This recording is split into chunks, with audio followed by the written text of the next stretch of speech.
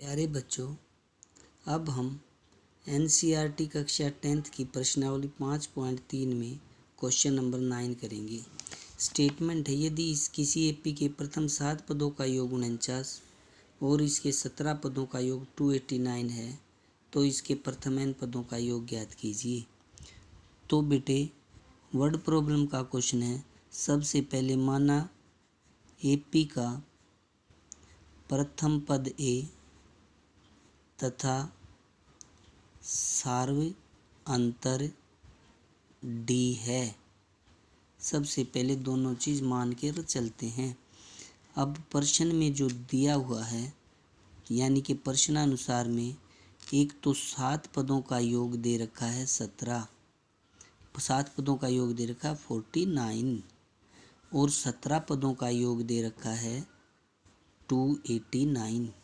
यहाँ पर 7 पदों का योग का फॉर्मूला लगाएंगे तो 7/2 और 2a प्लस 6d 49। आपको पता है SN का रिजल्ट जो होता है, SN जो होता है बेटा n/2 2a plus n minus 1d। अगर S7 निकालेंगे तो 7/2 तो 2a प्लस 7 घटाएगी यानी कि 6d। तो वही मैंने डायरेक्ट लिख दिया है S7 = 7/2 2a प्लस 6d। अब ये 2 से ये भी डिवाइड होता है, ये भी डिवाइड, तो यहाँ से 2 अंदर डिवाइड कर देते हैं तो 7 × a प्लस 3d ये आएगा 49।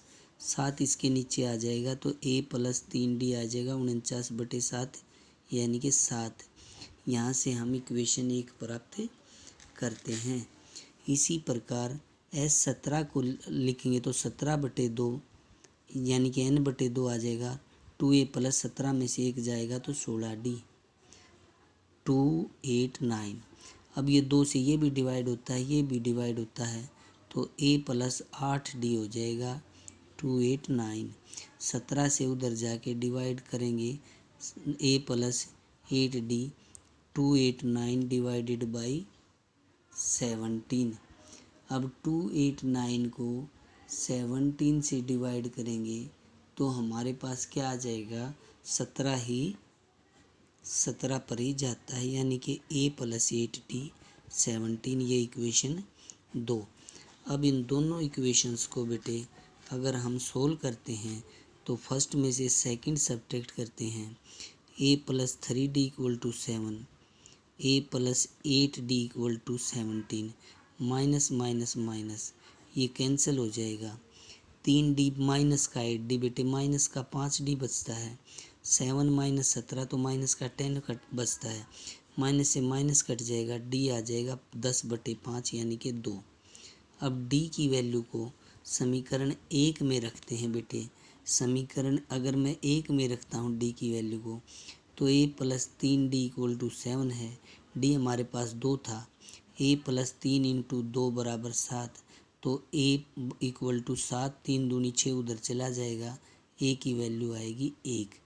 अब a भी पता है, d भी पता है तो n पदों का योग हमने फाइंड आउट करना है। तो n पदों का योग फाइंड आउट करना है तो Sn = अब Sn तो होता है बेटे n/2 2a plus n minus 1d। अब a और d की वैल्यू को क्योंकि Sn निकालना था तो n तो ये n की जगह तो n ही रहेगा। अगर 51 निकालना होता तो n की जगह 51 आता, लेकिन Sn ही निकालना है तो a की वैल्यू तो इसमें 1 है और d की वैल्यू है इसमें 2।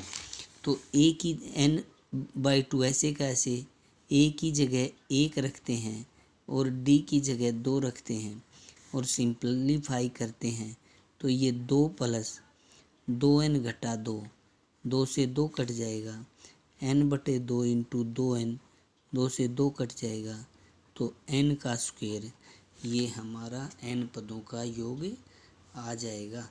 इस प्रकार क्वेश्चन नंबर 9 भी समाप्त होता है।